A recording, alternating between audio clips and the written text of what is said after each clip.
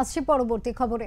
সম্প্রতি ভারতের অন্যতম সফল উদ্যোক্তা ও সমাজসেবী সুভাষচন্দ্র আগরওয়ালের সম্মানার্থে কলকাতার প্রেস ক্লাবে একটি সাংবাদিক বৈঠকের আয়োজন করা হয়। আসানসোলের এক অখ্যাত শিল্পাঞ্চল থেকে উঠে এসে আজ সুভাষচন্দ্র আগরওয়াল নিজের মেধা, পরিশ্রম ও সাহসকে অবলম্বন করে গড়ে তুলেছেন মাইথন অ্যালয় লিমিটেড, যা বর্তমানে ভারতের অন্যতম ম্যাঙ্গানিজ অ্যালয় প্রস্তুতকারী সংস্থা। তবে শুধু শিল্পক্ষেত্রে নয়, খেলাধুলার প্রতিও তার অবদান কিন্তু অবশ্যই স্বীকার্য। তাকে একজন ব্যতিক্রমী ব্যক্তিত্ব হিসেবে পরিচয় দিয়েছে। এছাড়া সমাজ কল্যাণমূলক কাজেও তিনি সমানভাবে অগ্রগণ্য। এই ব্যতিক্রমী উদ্যোগপতিকে নিয়ে প্রকাশিত হলো একটি আকর্ষণীয় জীবনীমূলক তথ্যচিত্র, a legacy of great and generosity. আর সেই উপলক্ষে প্রেস ক্লাবে উপস্থিত ছিলেন সুভাষচন্দ্র আগরওয়াল, দাবারু দিব্যেন্দু বড়ুয়া, ভারোত্তোলক সীমা দত্ত চ্যাটার্জি সহ একাধিক খ্যাতনামা ব্যক্তিত্ব। শুধু ফিনান্সিয়াল সাপোর্টার হিসেবেই বলতে পারি না। হলো আপনি ল্যান্ড পলিসি রিভাইজ করুন, আপনার সাবসিডি দিতে হবে। সাবসিডি আমি বললাম, সাবসিডি না দিতে পারছেন, ক্যাশ সাবসিডি জিএসটি ডেভেলপমেন্ট দিন, তাতে অসুবিধা কিছু নেই। সাবসিডি এলে তো পয়সা পাবেন আপনি, জিএসটি না এলে পাবেন কোথায়?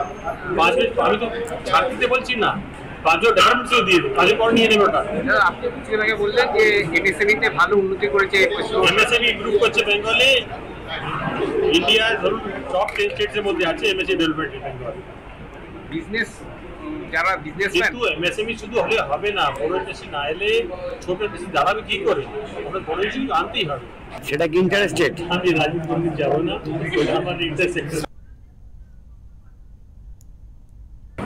वेस्ट बंगाल के 2015 कोल माइन लड़ा हलो देवचा पंचायत बोले बिंदु में এই মাইনটা হচ্ছে এশিয়ার লার্জেস্ট কোল রিজার্ভ।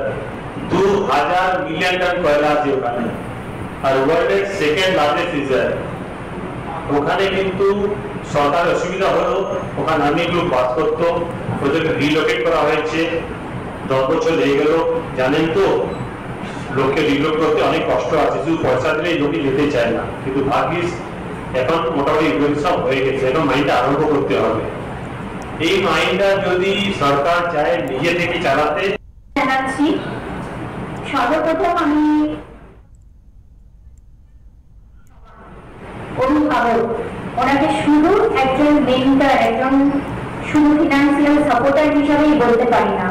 তার সাথে আমি আরো কিছু বলবো যে আমি তো একটা ছোট্ট জায়গার মানুষ, দুর্গাপুরে একটা স্বপ্ন দেখেছিলাম, তার সঙ্গে কিছু পরিশ্রম ছিল।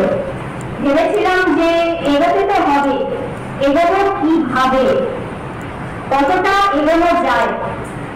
যে কোনো জিনিসে হয়তো আমাদের প্রতিদিনের একটা পরিশ্রম থাকে, কিন্তু তার সাথে একজন অভিভাবক, একজন ফিনান্সিয়াল সাপোর্টার এবং তার থেকেও বড় ব্যাপার মেন্টর। কারণ আমরা যখন খেলাধুলা করি, যে কোনো খেলার সঙ্গে যেমন একটা অনুকূল পরিবেশ আছে, তেমন একটা প্রতিকূল পরিবেশ আছে। প্রত্যেকটা জায়গায় এই হাতটাকে শক্ত করে ধরে রাখা, এবং এটা একদিন দুদিন নয়, এটা 5 বছর ধরে। সেই 5 বছর ধরে মাথায় যিনি আশীর্বাদ দিয়ে